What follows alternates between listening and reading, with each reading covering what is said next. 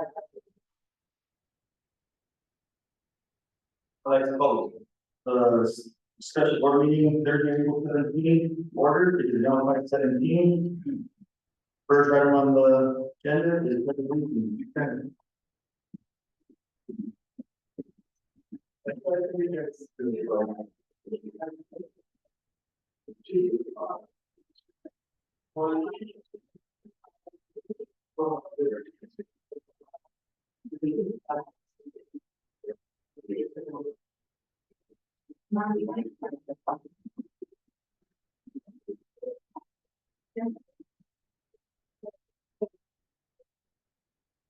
Next item on the agenda is roll call, please. Board Member Dennis Romero, Board Member David Cordova, Board Secretary Dr. Wilson III, for the Board Vice President Paul Gonzalez, Board President Michael Kennedy.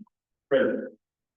We do have a form. Thank you. Next item on the agenda is approval of agenda. I'd like to make a motion and we approve the agenda for today's special board meeting, Thursday, 17/2025. I have a motion by Mr. Gonzalez, do I have a second? I have a second by Mr. Cordova. All in favor, signify by saying aye. Aye. Opposed, same sign. Motion carries. Next item on the agenda is new business, discussion action, and item A, over one of those school county is specific authorization. The second. Board, I've asked Ms. Colleen, Martinez, from Visions and Planning to join us this evening to talk a little bit about, Memorial Middle School work that she's done with the district since 2016. Part of the grant that we want to give you guys tonight is some work with regards to, a FAD assessment that was conducted by PFFA. With regards to the old Memorial Middle School campus, and recommendations that I have for moving forward with that.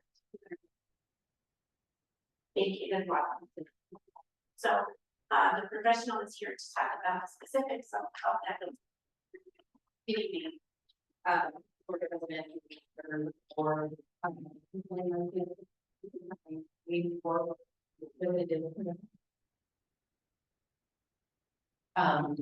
2016, working on the original master plan, so we're very familiar with the things that are in particular from the elementary school. And when we came back out to assess facilities, we did come back out, we did look at portions of the memorial. And since that building's been closed, a lot of the issues that have been plaguing the school when it's in operation have not only continued, but so that campus has site drainage issues, particularly on the north side and the west sides of the building, and I think that was relevant when you had flooding in the gym last year. So those things are still continuing on. You had vandalism within the building. There were structural issues that were never addressed, both in the gym and in the main building. Electrical power issues as well as needing upgrades of lighting throughout the whole entire building. The exterior windows on it were all residential grade and put in alive, but that's kind of how that happened. But there's a litany of issues with that school facility. And so working with the district, understanding that it had the award was serious, so that has been kind of languishing around and haven't been addressed because of the funding issues and stuff like that. Reevaluating what that award is, looking at the district long term, understanding that the board community is not very happy with the graders being on the high school campus. One of the things to look at is if you're going to get money for facilities, which the state is prepared to give for renovation of Sierra Vista, one of the opportunities that has presented itself is investment in the Memorial Middle School campus. And part of that is buildings would go away and a new campus that's perfect size for grades 4 through 8th grade can be placed onto that campus. You know, you've got a long ways to go until you get it funded and get all of those things done. At that point, when we get to design, but one of the things even in design, depending upon how you want to do the educational programs, you have opportunities with those grade levels within it, because that's where a lot of at-risk kids are. across the state are for your eighth grade. So it's a great opportunity. Also, the building we're building on a place on the campus that's not subject to flooding and stuff. Building up the pad, getting out of the way, and really refiguring that. It does allow for some stuff to happen over at the Sierra Vista campus, because one of the things, even through the design and addition of those seniors, they tried to address a lot of the flooding issues that comes off the adjacent neighborhood. But if the city is not willing to help take responsibility for their share of doing that, it makes it really hard when you have big rains that's happened in the past year or two, especially since the fires. As that water flows downhill into that area, it's really hard to keep it away from the school. So a great opportunity for that is once Sierra Vista goes away, that can be an area that the district regraded and update the drainage to help redirect along the way. Because unfortunately that is going to do that and be a district issue long term. There's some other things that we can mitigate that. So we're looking at the proposed enrollment between 350 to 370, coming in on the 360 range for that, but that's for the grades 4 through 8. This has been on the decline of enrollment many years. Part of that is attributed to lower birth rates within San Miguel County. And again, you have to compete against other districts for those children that are born, especially based on where those kids live. And so there are fewer students to go around. And all districts have been experiencing this decline as well. And it's not just a San Miguel County problem, it's also statewide. Birth rates across the state have been going down for the past 20 years, and they're over 20% right now. And so kind of keeping that in mind, I mean, just the other way we asked about APS is down in students. I mean, that's big city models, but again, it's a big school district that's got a massive chunk of enrollment that's normal there within schools. And so one of the things that we're looking at doing is moving that over language change from Sierra Vista over to Memorial Middle School site, if you will, looking for demolition money of that, and demolition would be for Sierra Vista. Most likely as part of that as well. You won't need that. And this demolition, encompasses that for gym itself, which I know when we talked to kids today, they stated that there's issues obviously with the gym as well, and to try to keep that gym, and we're just creating still flood issues for that gym, so it'd be better just to have a clean slate and demo the whole building and the gym. Yes, that is correct, and it would be better to have it on all of those, get that whole building on a different area of the site, or a lot of that comes through there, and so that we can elevate it up again, so it doesn't flood there. We're just trying to get through that. So this is just one step in the process of getting the award language change. It starts with a letter with the request, and then going to the next step goes to PSCOC meeting where they will, you know, hopefully to go through the subcommittee for them, go ahead and make the award language change.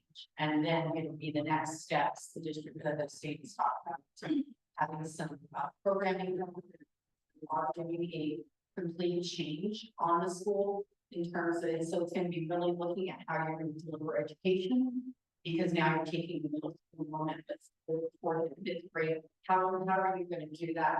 Typically, middle school kids have rotational schedules. How is that integrating with those lower grade levels? They're going to want to know all of those facts and pieces through that. And then we move to the design phase. And once we do the kind of programming component of once that's complete, that does help the design phase go faster. And so the recommendation would be to, once we get to that design phase, is requesting that the state go ahead and at least do the demolition early, kind of have these site for when construction are completed of the new schools, so that they can just start construction. So and it is a timeline. And so we can keep the set of this building open right now while we're doing the demo of the whole model store, the whole construction. And I think they stated that it would be like 3 years, 4 years. Before we can house, put kids there and for educational purposes. One thing I want to talk about just for the public, is, I know we're switching gears now, we talked about trying to throw some money to try to open up the open morning school, but after further inspection, it was deemed that it was unsafe and it was basically we were throwing away our money because there was just so many issues. And I know previous boards, not that they were right or wrong, I know they had the idea of doing the schools, the Cielo Vista and remodeling that. And now just with the population and everything else that you stated, now we're going to switch gears and maybe try to go a different avenue. I know it's been many years that we've tried to do the Cielo Vista, and we're just kind of limited by money, funds. And so now we're switching gears, just so everybody's aware that that's online and in the room, just why we're switching gears and what we're actually doing. One thing I wanted to ask you is, I know you've been here since 2016, and I know you've done inspections and review of all of our facilities. So I know we had a conversation and you stated pretty much every single building has major structural problems in our district, probably with the exception of Mosquitoes. That's correct. There's structural issues at the high school and the strip single building over there. In various forms of that, they're exactly what the reports 2016 had identified. However, additional moving over the years has still continued because none of that was taken care of and addressed at that time. And then, you know, one of the things that's going to be really important is, you know, Los Niños is fully renovated, got a nice addition. We went through that school, looks great. Other than would have been nice had they funded the replacement of the casework classrooms. That's the only thing is something they didn't pick out certain things at that time. When they were funding the project, and I'm aware of that because I was at those meetings, so I know where the state did that. But overall, it's in really great shape. And so one of the big things is going to be moving forward, the district really is going to have to really look at preventative maintenance and deferred maintenance, and not just filling out the forms that are required by the state, but actually doing it. And it's going to also come back to the board level, making sure that there's sufficient funds to actually make those repairs in a timely manner, as well as provide additional training to maintenance staff so that they're aware of it, because as building systems change, they would have to know exactly what needs to happen. And I think we have a lack of staff. We've always been struggling to try to keep enough staff in the maintenance department, and being our facilities are so old. We need more staff because of the result of that. So I know my facility director is always struggling to kind of get enough staff, having enough people. And so I know it's harder in older buildings. I know you mentioned about the structural integrity of a lot of our facilities. I know Ms. Sandoval has discussed about trying to get this project out grant of the work rate at the Old Memorial School campus, and maybe possibly even starting to apply to see if we can get funds to build a new high school. And is that something that we can do simultaneously? Is that something that we have to wait until we get further along with the middle school? How does that work? Well, with the Memorial Middle School, you're going to be most likely scheme for a waiver for portion of the cost. And at this last meeting, if you looked, it looked like they would be rotating multiple projects for multiple waivers. I think you're going to have to get through the middle school. You're going to have to get to your next bond, and if that's able to be committed towards doing what you need to do at the high school. It's still not even ranked at the level that you need to be placed quite yet, based on the preliminary rankings. It's out of the top 100. But as you come to the tail end, either maybe towards the end of construction, midpoint of construction in the middle school, that would most likely be the appropriate timeline to apply for the high school. Because I think some thoughts are going to really need to be looked at, kind of how that school gets replaced and keeping consistent with the architecture that is on the existing campus because of where it's located and being close to for that. So it's going to take a little bit more after the thought process of making sure that replacement occurs. But once the middle school is out of the high school, it does kind of give district a little bit more flexibility to kind of move kids around as part of that. Yeah, because I know our overall district, our insurance has not considered 25%. 16. 16%, and it's due to all of these issues, flooding, high water table, the location of where we put these buildings, there's various reasons why. And it's not only middle school, but now we're gonna have to address the high school. But high school hasn't changed, obviously, since we got to high school. I've talked to my parents were still in the '70s, it hasn't changed. So it's due, we're in need of some repair all over the issue. That street's also gonna be phased. Sure.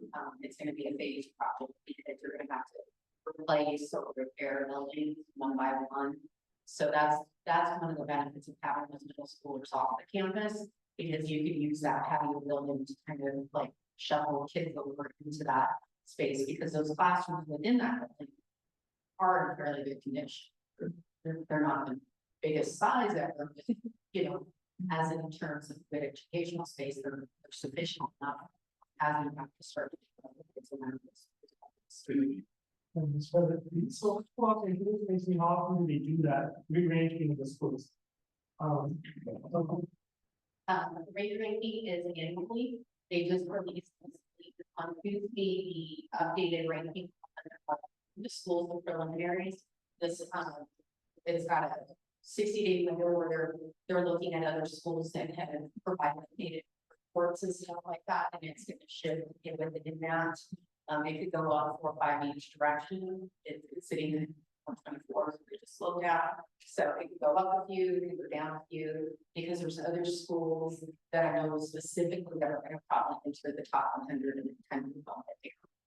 And so they typically come the top 100, but it also depends on the amount of money that the state gets from oil and gas. And since we're now tariffs and all the other things that go around, there is potential for the oil and gas revenue to potentially go down. Because we as a country do explore, so there's a lot of things that go around that. But I imagine that by the time we get through halfway through Memorial Middle School, that school's gonna be where it needs to be ranked to be able to win so far. And again, those are gonna have a planning and design phase first, so that we almost wrapped up right at the time you're able to open up. So obviously, like, I was surprised, I got really nice, since I'm kind of been in that building in several years until maybe some. There's water in the boiler room, there's no windows in the basement, so obviously that tells me that there's so many other schools across our state, diverse state, which is frustrating for our students across in Mexico. But it just made me wonder if our main building is in that out of shape, how can that be 100, but it said it gets operated frequently. And we've assessed just in the past year, probably 60 schools across the state with the PSFA. I've seen worse. I think it breaks my heart to even see that, because I shouldn't have to see anything that's that. I love it. There's a school to the south that floods consistently, and they only use the same bags to try to take water. I know Ms. Sandoval stated to us that when they do rank more gold, or when the school would be ranked third, be ranked third in the state, it's a shot. It's like the all worse than years. And you have a lot of rodents and other infestation within there, especially about the ceilings. I mean, it's pretty obvious from before. I mean, you can walk in the Memorial Gym, you can look up to watch for boys. Locker room, all you have to do is look up where the ladder is, and you can see outside. So you've got a lot of stuff that's kind of just into the gym area, and then you also have that into the side of the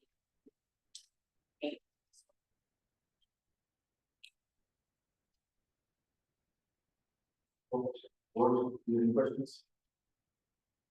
So Mr. President, members of the board, what I am asking for is permission to submit a letter that I included in your packet to PSFA requesting the language from Sierra Vista to include Memorial Middle School to demolish and rebuild a combo school of approximately $64 million.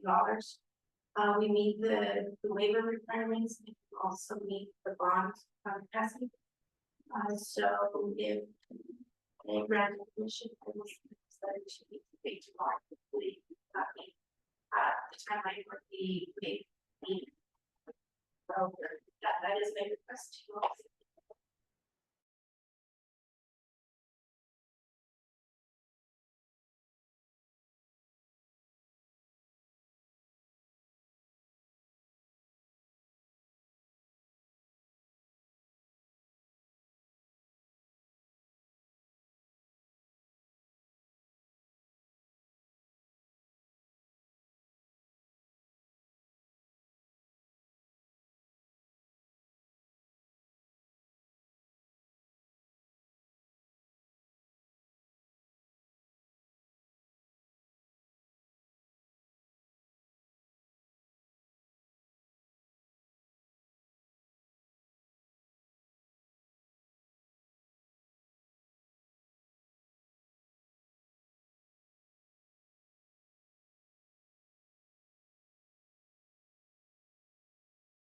Here. Back on us, and that will get addressed in there, so when the design professional comes in. That is exactly how it's set up to be designed, and so one of the things that comes back to how are you gonna combine these educational programs so that they flow together? Sure. So that's gonna be some thought on the district side, of how you guys want that to actually work. Sure. You know, and will those integrate with sixth grade stay more than fourth grade levels, does it stay with the higher level? So those are all conversations during the planning process that will get resolved with the district. If I may add a bit to this as well, in speaking with PSFA, with the Commerce School, they do build, for example, 2 different gymnasiums. So there's one elementary sized, so that they remain separate. And then the middle school, I guess, gym with that capacity will be built. I also talked about meet and the career exploration type of programs that they already shared with the high school. So all of that can be built into the design of the new school. So we have 2 different gyms, so the class. Great, awesome. And in regards to CTE, one of the middle schools that we just did. So, you know, students in the high school and 7th and 8th grade has access to virtual learning lab, where you actually have really virtual, you have a piece of it, you have everything, but it's all on the computer. So that by the time you go to high school and using the built thing, you kind of learned how the movements need to be as part of it. So it's there's a lot of things that can be done. Awesome. And the campus is so big, I think it's 16 acres plus or minus, and so many possibilities beyond campus to be awesome for students. Mr. President, This, I would really reference to the cafeteria, is that going to be separate as well, or it should be? It would be more cafeteria, but that can be small areas of the West. I mean, that's typically how most schools do it anyway, even if it's just 7, 8. A lot of times they don't want 6th graders, even the 7th and 8th graders, so they just work on the schedule as part of that. yeah. Thank you. Thank you for being here, sir. Appreciate it. Next item on the agenda. Item B, request for state travel PTA. Hello, President, and that will be, travel, and permission to Orlando, Florida, on May 7th and May 11th for the National Leadership Conference. They did hustle and get donations, raffle tickets to fundraise, that all for 2020. We all needed, we got some funding, did our fundraising, so asking permission to travel to Orlando now May 7th and 11th. And then you get notification to and from there on May 7th. How many students did you take? We It's 5 minutes. And you're just asking for a bus to take you and then to pick you back up from the outfit somewhere? and then I think also in FFA, they're doing both FFA gate or they're doing both parliament procedure for both events, for both PBA and FFA. And one student, and now she's doing community resource exploration. She was one of the ones that we did, and then she did that as well. Awesome. So we would be providing a bus. Okay.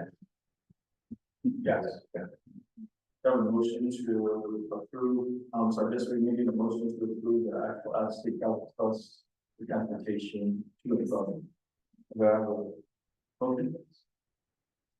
Motion by Dr. Munzer, have a second? Second. And a second by Mr. Gonzalez, all in favor, signify by saying aye. Aye. Opposed, same sign. Motion carries. Thank you. Good luck. Good luck. Very much, sir. Thank you. Yeah.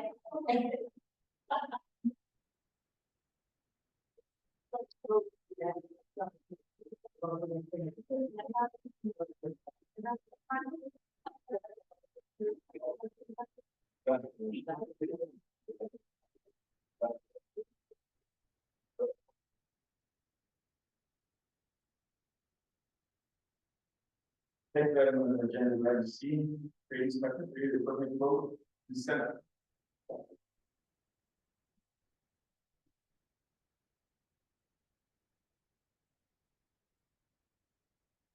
Good evening, board members, down the wall, I'm here to, very monitor can with my goal for, our equipment or my material for all of our equipment, we went and assessed. I want to say in February, we got everything that we need, it's about 60,585 to get, to do like pretty much everything from stove to steam table, prep tables, seats, everything in there, so. That's with our, speaker. So the money is 60,585, and is that include installation forms? Yes, It's installed and. Yes. And this was funded by the grants that you received. yes. So we had, allocated $250,000, and that's a portion of it, so with the remainder money, I wanted to do like upgrades in Robertson specifically, and from there to, well, CRV, so looking over the one. So this would be a complete, Yeah. basically model. Yeah. Yeah. Completely remodeled. It's several, what's your recommendation on this? I guess it's going to work, it is what we this. Yes. What's your recommendation? Mr. President, members of the board, I recommend approval of the proposal for the full posted community. So, on that recommendation, we can fully approve it. I have a motion by Mr. Blumero, but a second, thank you. And a second by Mr. Portland. All in favor, signify by saying aye. Opposed, same sign. Motion carries, thank you, seven. Thank you. Next on the agenda, we have the TK Cavalier Corporation modernization proposal. Seven. Mr. Chairman, members, the proposal for you this evening is to repair two elevators, one at Robertson High School and one here at the office.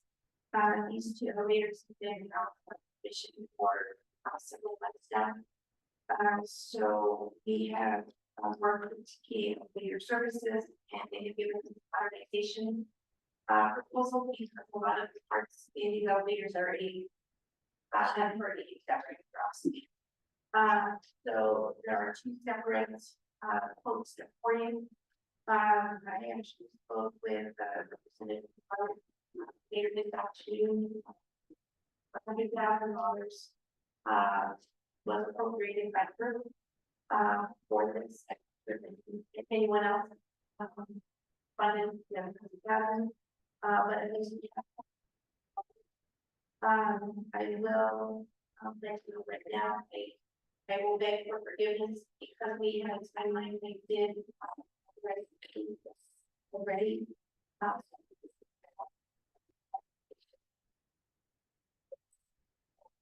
Again, this one is coming before you, but it's Isn't this like, we basically don't have a choice, it's a big rather than we are at a we don't basically have a choice. and that was my reasoning for approving it. But I have. Now, again, that's slowly that we get money allocated from the legislature, so the timeline is to get started right now with the preliminary work. But getting the bulk of the work done beginning in July, so the federal commission will back. This is the non, You know, superintendent, you guys don't want to. Okay, yeah, so one of them is for 102,388 each price.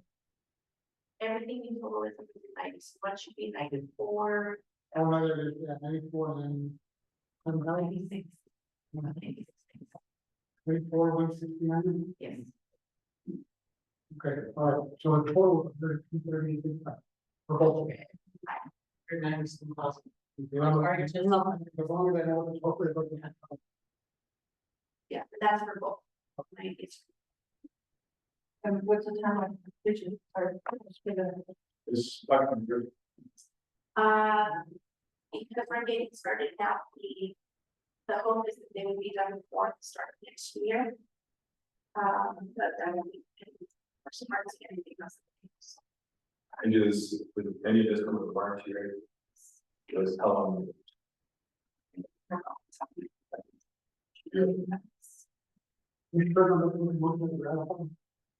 I have a application motion by Mr. Romero, do I have a second?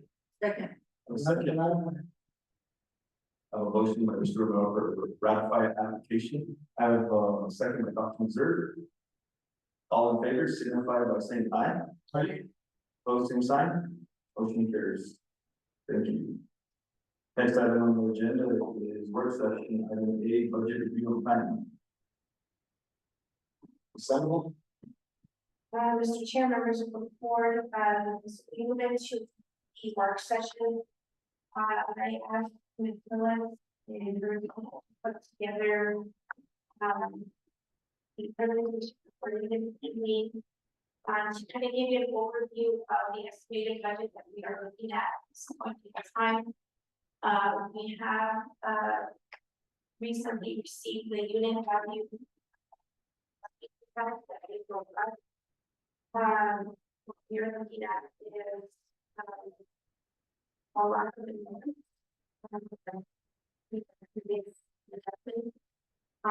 And then, I have, proposal already in the budget with regards to, taking a look at what we have, where we can trim.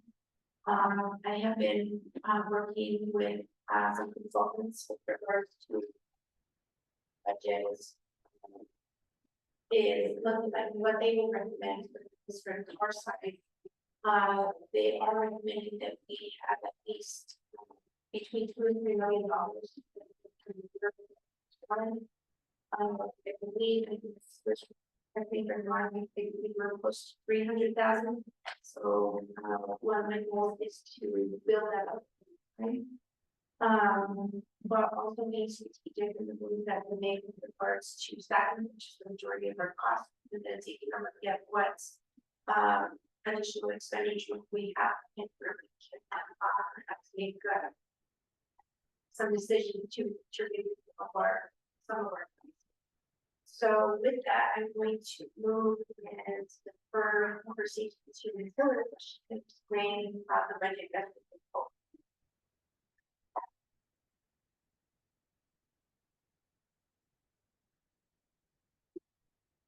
So the draft 25-26 budget that we are presenting is my understanding of the work session to be wanted to have them in case there was information they wanted to. Right.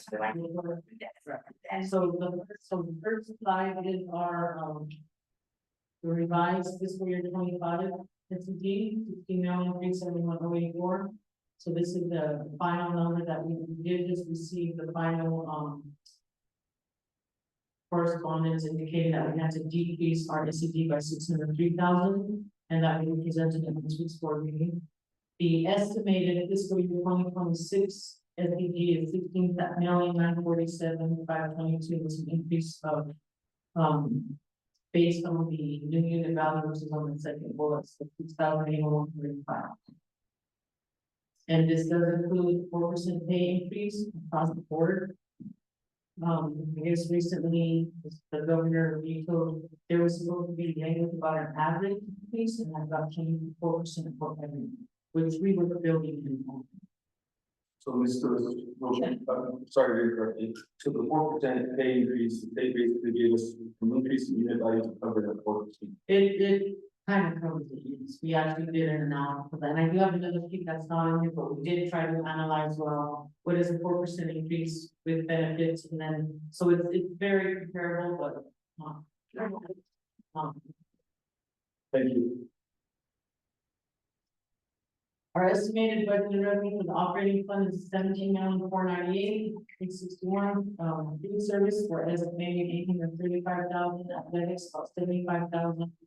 Federal programs, which is just our Title I, Title II, Title III, 4, and 5 is about 754,000 at this point. So that's just the information. The salary benefits, right, as of our first draft that we worked on yesterday was, 156.15 FTEs. The total salary would be 10,249,291, benefits is 4.2 million, with a total cost of 14,497,5 million. Madam Superintendent. Are all these FTEs, is there a decrease in any or all of them? Right now, so from this year, there are some positions that we did not control for this principal year. And what we're, Teachers are really one from four, is that a decrease? that, Is that a simple decrease? that is a decrease. One, if you don't want to participate, it's fine. When we're educational assistants, is that a decrease? Everything's- And I, yeah, the substitute, What about the ancillary council, is that an increase or a decrease? remains the same. So, the directors, This, like, is Tony. What was, okay, so the ancillary, there is a decrease, they talk about it once, so. As far as the directors and principals, it's pretty much the same, there's a little fit in how we were going to potentially, allocate, right, based on change in job duties. So that's pretty much the same. the principals, so there's no, Yeah, building office, is that a decrease or a decrease? they're the same, IT department, same. maintenance, custodian, That actually has built in an increase right now of one. one secretary, one And an assistant receptionist, that is an increase, adding secretary slash registrar in high school. one security, That was the same.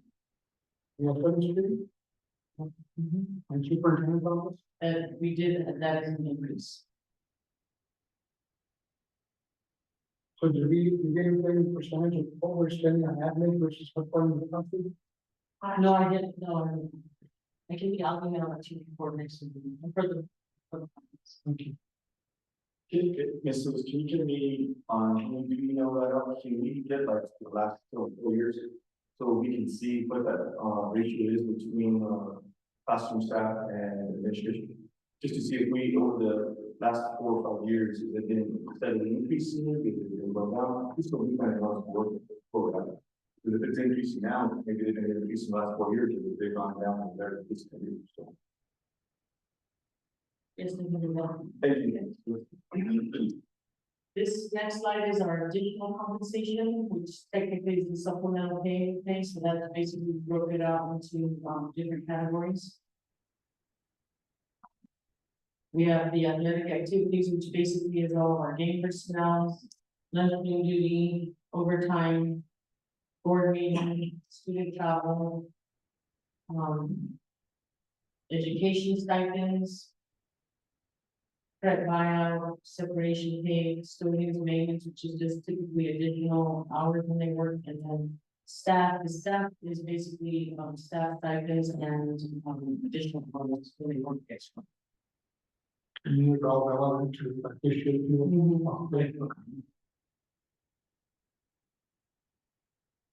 Our activity pay, this represents all stipends for, certain co-curricular activities, so for instance, there's FFA, choir, high school, student council, so these are basically all the sort of non-athletic type, stipends. We did do some decreases in the, I'd say it's sort of like the head sponsor stipends. so if you look at your first, 3 stipends, Right. each of those $20,000. Not necessarily made the same because that's per our MOU, that's required, but I think other than that, it being really the same.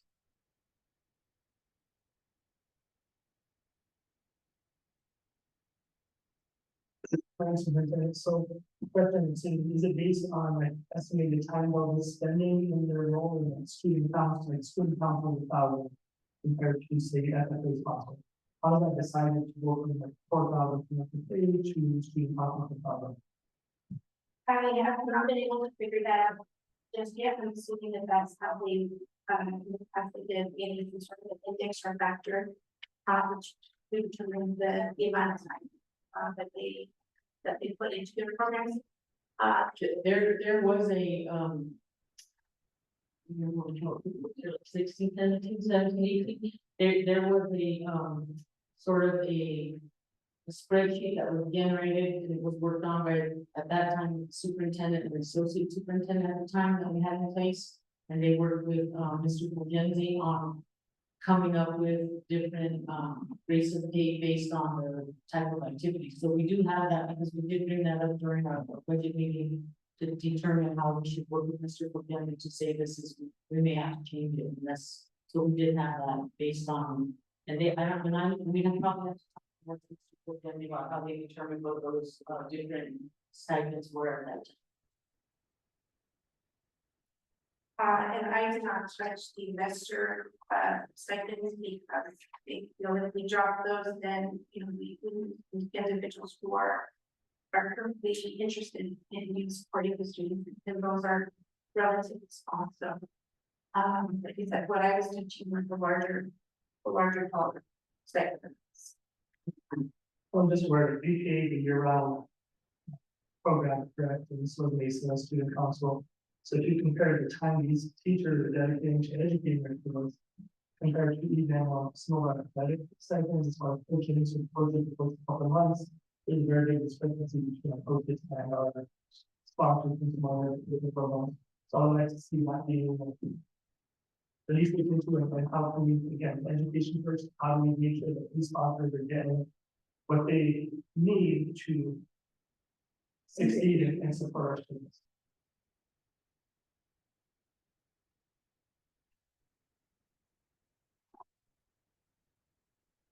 Thank you. Any further questions? Were there any more questions on that one? We'll go. The next one is our athletics pay, basically all the coaches. And again, this Sandoval did the same assessment as far as reducing the higher paid coaches. We cut those by 1,000. So this doesn't reflect what we do now, this is. So this is basically a proposal for. This is the extra, but it's all had to keep. No, yeah, we pretty much all have to do this. And had a conversation with Mr. Fulgenzi on some of my ideas, but what I've seen in the past, and also too, from the learning district that worked that, is it was based off of a length of season, number of students that were supported, or that were within the programs. So the head coach stipends were not as comparable as they are here. So for example, if you had just pick on a program about these numbers are they are active, but the day that, for example, all parents, 10 kids, and say that they're making $5,500, and you have the football coach who has maybe upwards of 30 to 40 kids making the same amount. To me, that's not right. So that's where I want to make those adjustments to the types and including the size of programs. So what I did first off is just capping everything at 5,000, regardless of the number of years of service or anything, but any positions. But that's an option. I have one question. I've got many friends that coach all over the state, and one at Siegel High School that I talked to him the other day, and they only at Siegel High School, they only pay for the head coach for the varsity, and the head coach paid the rest all volunteer. And those programs are huge. They have a middle school program, a CT program, we don't have anything like that. But just for instance, football coaches, and I'm not picking on anybody, is basic football coaches. We have 1, 2, 3, 4, 5, 6, 7, 8, 9 coaches that are paid on stipend, and it comes out to $15,700. That's more than what they get in the probably school district. And just to clarify, those it's divided by middle school and high school. Sure. So pretty much happening. And again, girls basketball, on 10,950 between, 5 coaches. When at larger schools, they have 2 credits. And we're doing. We've got so many stipends here, it's kind of, how much did you reduce this by? So what we paid in, coaches in fiscal year 25 was 140,000. So this is the new amount, so whatever, 140 minus from 18. 22,000. Actually, 21,300. And again, the girls basketball, just so you're aware, it's split, their middle school coaches, there's about 5 for the high school. Or 4 for the high school, and then, so it is split for girls basketball, it's middle school and high school. It might be hard to see the messages.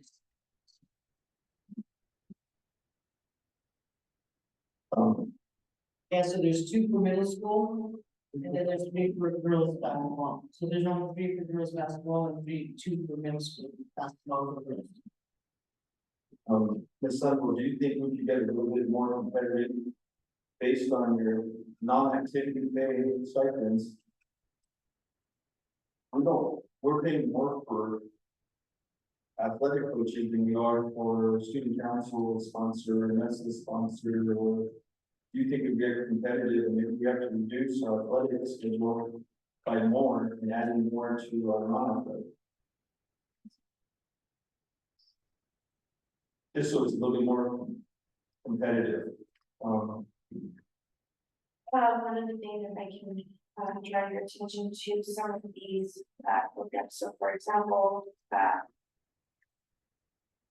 think it is my understanding that we have the boys and girls golf coach and the boys and girls. So what I did also against these smaller sizes sports is, I believe it was tennis. We removed the head boys and head girls and also boys, girls, head coach, and boys, girls, assistant coach versus captain. So trying to make those types of reductions.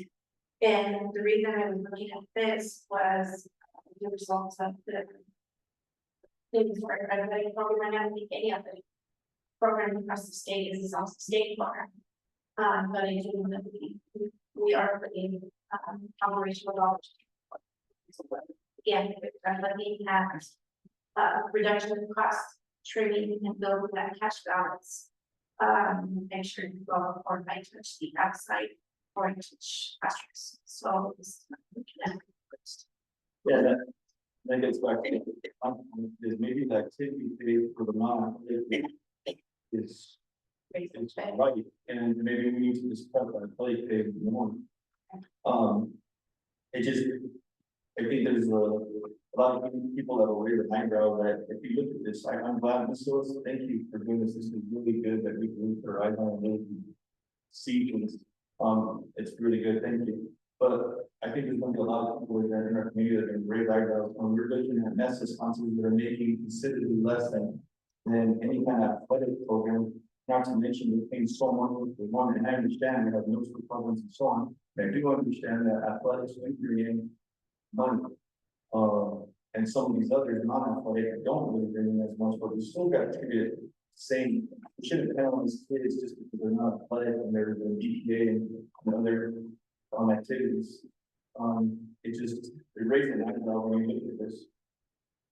We're also looking at, President, you're also looking at activities that are year-round, full year, and some that are just. Yeah, like for instance, softball, I mean, really like 3 months long, you got student councils all year. So those are the little things that I think we should really take a look at. And I'm not knocking on a big sports fan, like anybody, but I think we should be a little bit fair to all. Mr. President, I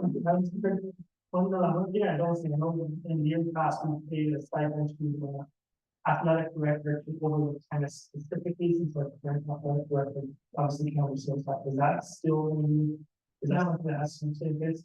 No, we don't. I don't think that's So that was not happening. It would not have been somebody did or. So that was removed. Anyway, well, thank you.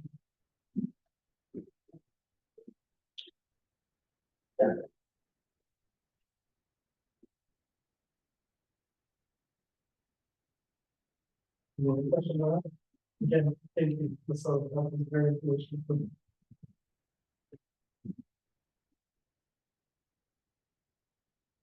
So next, the other pay schedule, this should include the hourly rate for bus drivers that were increased, I think last year, maybe 4 years ago. Substitute teachers, as I mentioned earlier, say in February, we did raise the hourly rate for those individuals. Our substitutes for positions are down low. And then the board member for DM stipends, the regulation are listed here, so we explore hours, it is $95 monthly at 4. And in class and directors, 4, it is a virtual meeting. Well, Superintendent, just to make you aware, I've been on the board for about a year. And well, more. And I've never received meeting again. I have asked all in the past, I will just like to kind of get some clarification on all things. I don't have. If they were, I don't think they think it's like,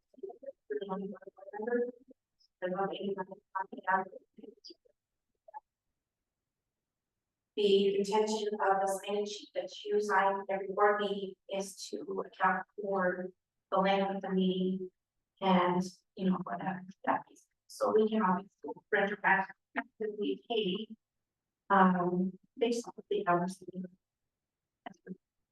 So I know when I did, Mr. Gonzalez, I know 3 years ago, when I got on, I signed the letter saying I was off and getting paid. I don't know if it's something I know it's part of the as well, but I don't know if it's something that we need to sign every year, so it's not an audit on or something. So it's kind of updated every year. I haven't signed one since the first year.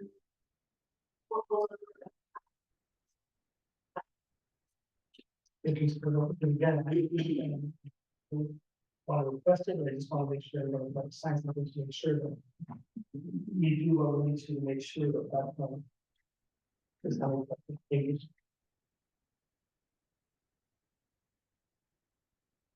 And I think you both, they're very low, and are very competitive in that. We don't have a shortage right now, we're good on. Not necessarily with activity, but and it's kind of keeping the big up. But drivers are just not drivers in general. Still, even though we can.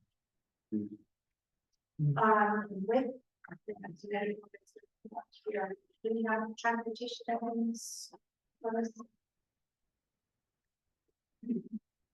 I will be looking at consolidated routes. We will be eliminating 2 routes next school year. And I will share with you a bit more the details next board meetings to what we're going to do. Not really working with them. I am still looking at we have happy to be able to reduce 2 routes and then we are extending the program to Waters. We did have a number of students in the past, but we are getting more students that are coming from that area. Mr. President, this is Virginia on Road. Will that make a difference on the pickup time and drop off time by law? Not by a lot, right now, so some of them overlap, she's already made those adjustments. We do have one driver retiring, that I mentioned, what I'll do is I'll try to do this nutrition, and reduce where they go with individuals, but it does. The pickup time and drop time, you know, may just like it, but it's not gonna be. I'm about to Marcos, is that going to be something that has to be done in the bus? That's something to do in survey, or is there the guidelines that we can't do that? It would be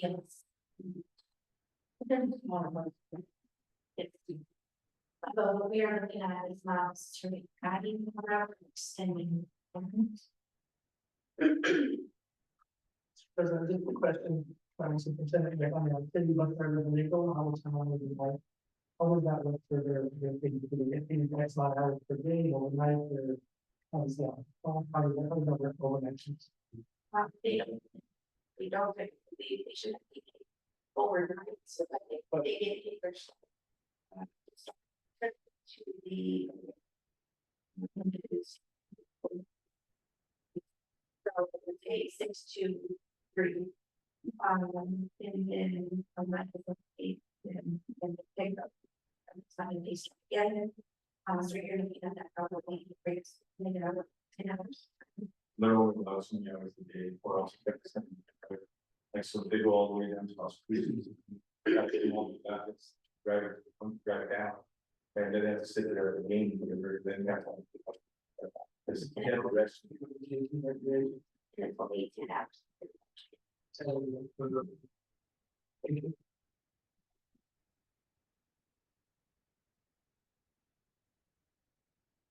Non-personnel expenditures in this was. So the next categories are, all the non-personnel expenditures by function, so function 1,000, and all expenditures that go to instruction. So this is basically built in. This is the first estimated budget based on, several factors. The main ones we get contracts that we're trying to determine we still need next year. So a lot of it is based on, for instance, instructional materials, we did get our allocation from the state, and that allocation is about 218,000. But we still are in the middle of analyzing this carryover, because we have to build that into this year's budget if we didn't spend last year's allocation. So the 227 is the rough estimate at this time, we're still analyzing on purchase orders for these people who could close. So this basically is, I try to break out the non-personnel expenditures to show the types of what they're going to be supporting. So 2,100 support services students is typically all of our special education type costs, which is very critical for our midnight May's effort. So that right now is about 367,000. Instruction is 291,370. Yeah, first was 100. I am looking at this particular group of related service personnel. And working with Mr. Keel based off of the FTE, the case management services. So there are areas that will be reducing here as well. The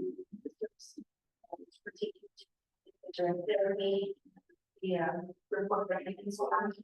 So we'll make some adjustments to that, maybe with contracts with their school personnel. And by looking at making again some adjustments and working on personnel. Relates to us, whether you're contracted with or the employees. Just so this may be adjusted. With regards to making some effort, that is, if you're spending $367,000 this year, maintenance of effort is maintain that expenditure every year you're at. But you can provide information to the state so we have our individuals, students that are graduating, for example. You can reduce the cost given that you provide justification showing that there is not a need for prospective service. So that's what we do.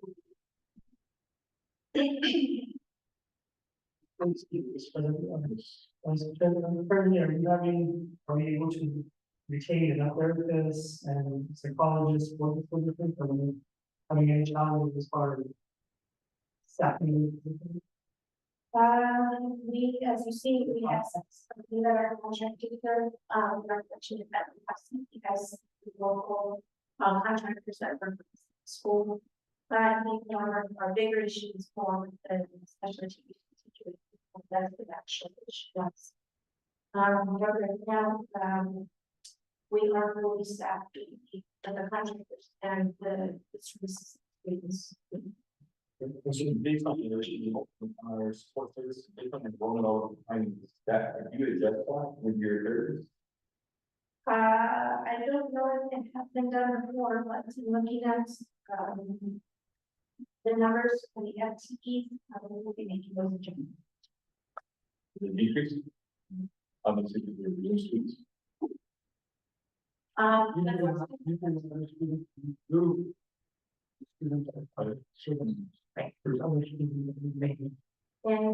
And, you know, in some cases, you know, just because you're losing students, you have students, we're seeing more and more students that have need.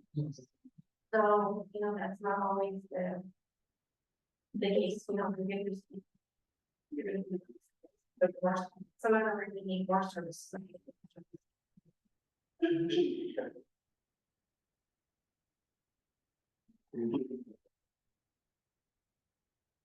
This one is continuing, so So 2,200 is support services and instruction. Typically, all that's budgeting for professional development. That's typically for teachers. The next function is 2,300 support services, general admin. The main, that we did build in some reductions, the main reduction I built in here was, the legal, and again, that was based on what we originally had budgeted for this fiscal year, and but that's just the big, we just don't know, but at this point in time, for budgetary purposes, for fiscal year 26, we did reduce that compared to last year, when it was 222,000, or excuse me, this year, and we went ahead and decided that possibly could go lower, so we can set that up at lower month. We did get 3 quotes from 3 auditors, the highest one is 40,000, so that's another thing we'll be bringing next week for the board. So we can, because our audit, they need to get started like right now, so I have 3 quotes, we're gonna try to bring that on board. But typically, right now, the highest, typically the audit is 1. And that's pretty comparable to the last 2 years. Yeah. Our audits, the auditors in the past, they kept it the same as about 38, so 46 around. So how does that affect the RFP process, or do we, like, you get the quotes and? So you don't have to go for RFP because it's. On the support services and the instruction, Yes. professional development, is the 10,000 dollars that based on our size of district, That was- not teachers. Right now, what I typically do for our costs, I base them on, so we have PD for teachers. Went to, it's called the Essential Conference. We have some teachers that do some sort of grants, conference, I guess, to work on. We also do, PD for everybody as far as, well, it's called professional development, but anytime there's professional development that teachers attend. But right now, I just again compared it to last year, and it was about, it was about 12,000, so I'm just kind of reducing it a little bit in hopes that we can, yeah. And some of these conferences, we just don't know, it's kind of good you approves it and they'll have funding for them to attend. Because a lot of times they'll come to the principal and then come to Miss Sandoval and ask if they can attend it, so. That's what this, the 10,000 represented this year, so I kind of built it more as the same. So part of this, so all of your training, for on the instructional side of that, but we received bilingual funding, state funding. And there's an obligation that your program that we pay for. Getting really send staffers to we're going to show that we're meeting the obligation that state grants. Of the whole that will be, It's, I know a lot of our staff, address the main concerns that they don't get enough professional development, so we should try to allocate funds for, so we can send, and I know the COVID and everything, there's a lot of issues that we haven't sent to all our staff, but it'd be good that we start doing the team. one of the things that actually, the first page. Probably. And what I saw this year, we had some PD money, but we didn't have enough to do anything meaningful. So I am recommending that position out of the fund, and we sort of get back to operational and bring up about $80,000.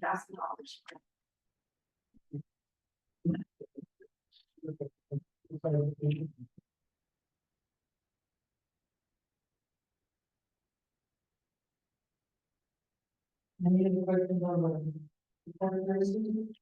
No. General. The next section is our central services.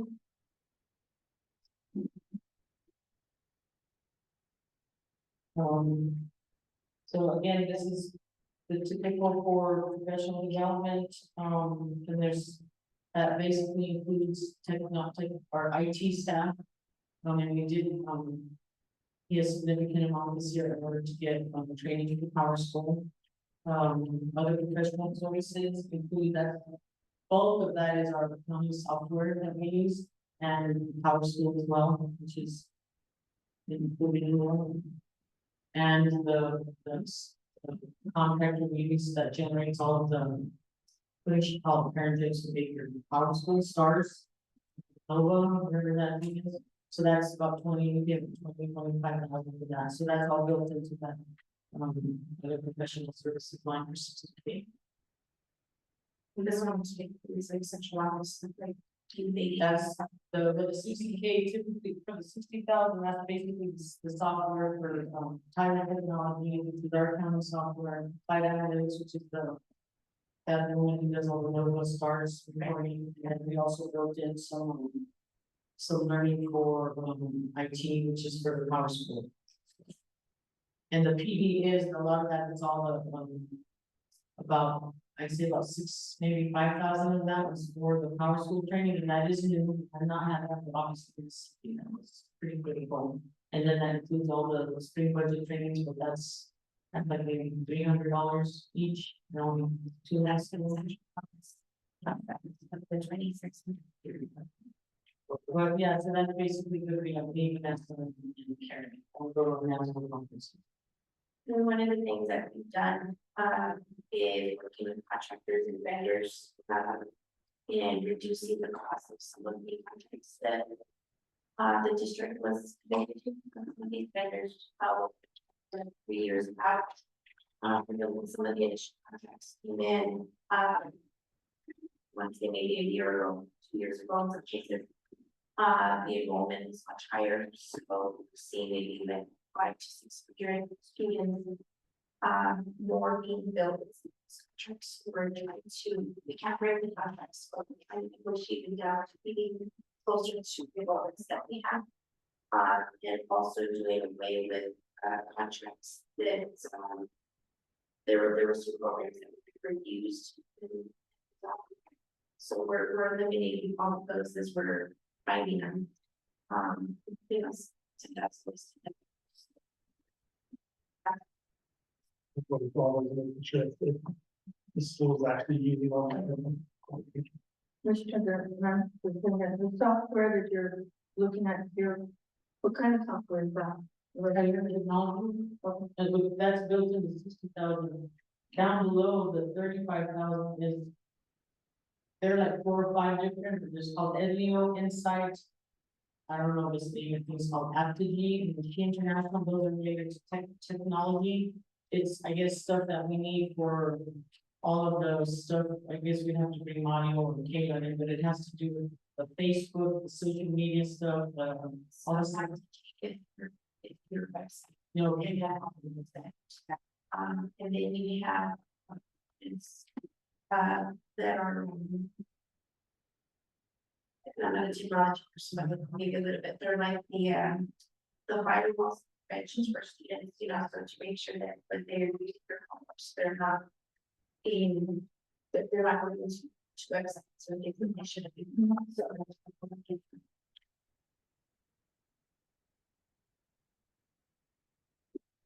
So the next one is one of our largest budgeted at 2.8 million, and then we did have an increase from this year, and the main reason was the property liability insurance went up 16%, which is provided to us by Ponds and Associates. So that's 1.2 million, 65, the largest. And then other than that, this is for operation and maintenance plan, the others. I don't know if there's any other questions, the. Electricity represents PNN and Los again, that would be at Mateo, natural gas is the city of Las Vegas for utilities. Propane, butane is what we pay suburban, they're called suburban propane, again, they're out for the Mateo school. Water sewer, the city of Las Vegas. Communications, including 26,000, Plateau, AT&T phone and internet services. So those are the large ones, I don't, the rent of land and buildings, I know there's been a question of that, so the $840 actually related to. Luna Community College, and it was a bill that never got paid last year, and it's for the culinary arts program that we used to have. And we called last year, we called every year, like May and June to get all the invoices, and apparently Luna had lots of turnover, and we got a bill on in September, so we paid it because it was for master services, but hopefully we'll have a program again soon. Anyway, that was for use of their kitchen. We had our culinary arts club.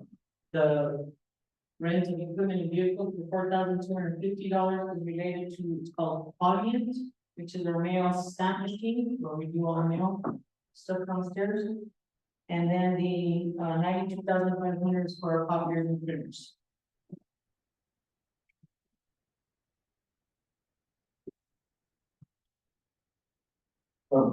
Any other questions on that? That's superintendent on property liability insurance, showing 1.65 on that, well, I know you mentioned earlier that it was around 16%, so it's about $200,000, last year this year.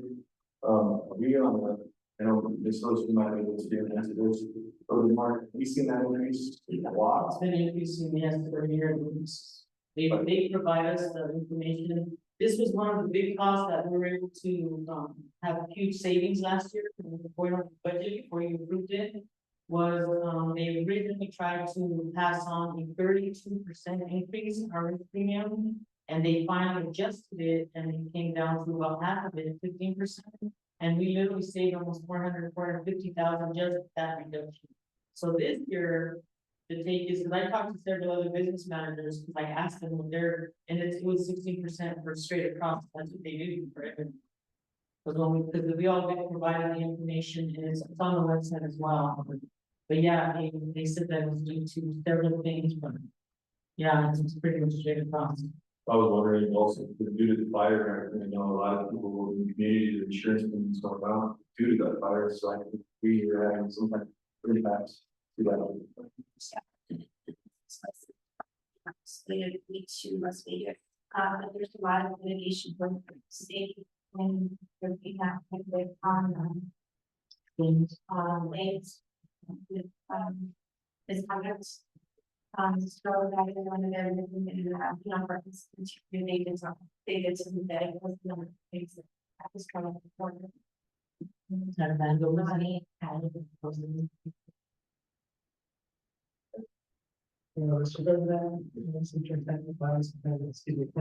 So I'm looking at this electricity, natural gas, water, sewage, and communication. That's one number every month, big number just pop by. It's amazing to me how much we're spending on all these areas. I would really like to see if there's any way we could do even just any kind of study and kind of anything we could do to possibly reduce that by maybe 10% over the next couple of years. And also we'll get some costs included to put a lot. Possibly my home, you know, if there's ways that I know Golders, we drive by at night with lights on, of course, I'm sure the security reasons, but across the district, and making sure that our lights are off, there's no running water in the bathroom. Again, I'm not sure if there is a way, I hope there is, that if we can reduce that cost by any means, I think would be worth looking into. We're at all some big numbers.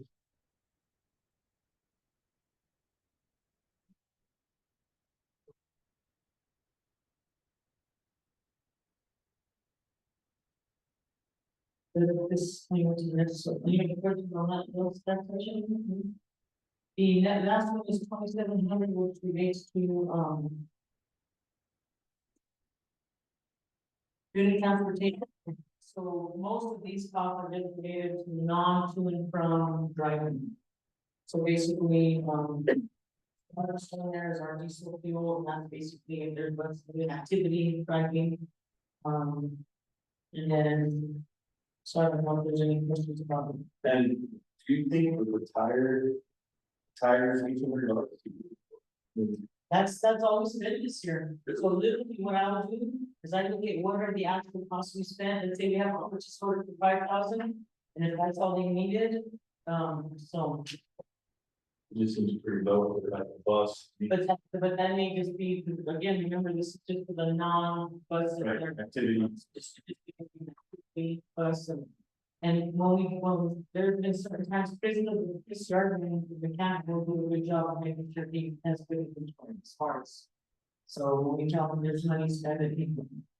He's good. What's the software, $8,000? So there's something called, that's probably for Trip Direct, which is part of, this, how I just tracks all the things. So as an example, every time there's a trip, this is how we try the gas prices, the bus drivers, we know what truck, what trip they're driving in. And we know where to charge them, it's an activity trip versus, what's going on, so that's basically that software. I think that's what it is, but I'll check. I got logged on my laptop and I didn't do it right now. This shows, again, I don't know if we helped with this, we can touch that as well, or Madam Superintendent, I really appreciate this, is awesome, thank you. It really kind of gives us a look that we really see and digest.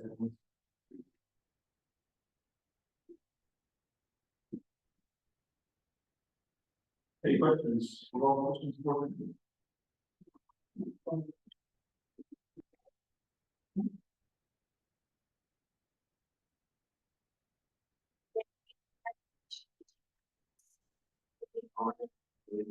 Writing the final.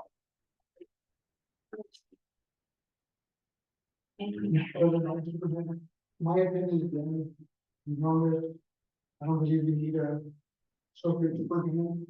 I believe we need a registrar. I think maybe we need HR. So that can be a whole separate entity versus admin. That way someone can get comfortable going into HR or often. But the other two positions, I don't know, it's a kind of our patient and then need.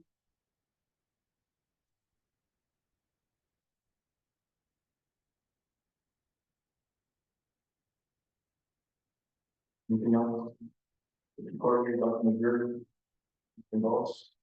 I think we really need to put the development before our staff, that's the health, especially the one who came in, as graduated college, and came in right before COVID, and they didn't get, they lost those years of professional development, we really help our staff with that. I really think that we need to be fair with our student activities, whether they're athletic coaches or they're student council sponsors or FFA sponsors. I think we need to be a little bit more fair across the board with that. There was one other thing that I mentioned. Our principal Earl mentioned it about our ratios between classroom staff and administrators. I don't know about the associate superintendent, I don't know what your idea is, and then that's not nothing pertaining to us, your staff is your staff, but I do think if you're gonna combine roles, I think that's something that I've been done in the past, and it's warranted, but what's that your discussion to your staff, of course. There's no other questions. Get on the professional development, we can budget $1 million. You can be a working while, can't even do. I mean, we have professional development. You can't make it. Sure. We will be strategically setting up training for staff and setting focus for what we want. So we received a grant for year, actually a 5-year grant, but this is year 1 of 5 for literacy coordinator and 2 literacy coaches. So we will be pushing literacy across the kinds of areas, grade levels K to 12. This is in addition to the letters training. So there will be stipends, but then there's also the pieces that this is right before and some of the the grants that are the. I don't know, I wouldn't call them grants, they're just recurring dollars, right, the federal funds. And so we're gonna be establishing focus and we will be setting up cohorts for individuals that will be required to go to training. So it's not going to be an opt-in, it's part of the school program. Then, you know, we need to get better, just like doctors and everyone else, right? We need to learn knowledge. That's the bigger. My license is time. Teacher's license, time to wear the continue. It's not the finishes. Yeah. So there's certain things that we need to be, not that we're doing well, but we need to be better. And that's gonna be the focus. So intermittent nothing we can do internally, if they have a policy that states that, staff has to do so many hours, so many years. We can't create a policy for that.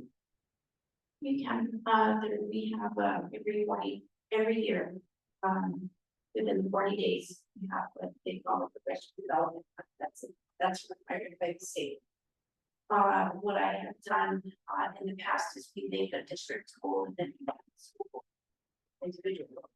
So we would need to go back to like the strategic plan and what it is, that's specifically done for say those teams, kind of focus on literacy the last few years, and we've seen their sports, their spotlights, for rights, their intentionality, what they do. So we can write those in and make it an obligation about their tenure. Employees, we can't get rid of them, but we can provide, I guess maybe that didn't come up correctly. We cannot,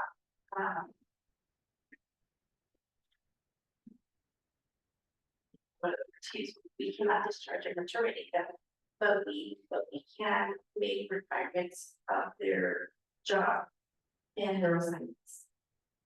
And that's what they position. It's like, I understand what you're saying. We can allocate next time dollars, trying to do it, so I don't know if there's something that we can do. It's outside of, like summertime, weekends, those things. That we cannot mitigate, but during the work hours, you can.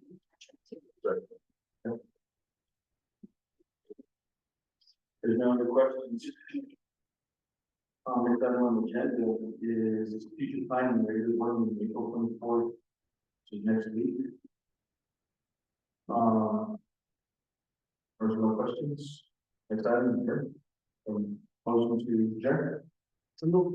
The motion by Mr. Romero, one second. Second by Mr. Gonzalez, all in favor, signify by saying aye. Vote. Motion carries.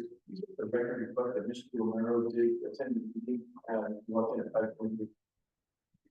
Thank you.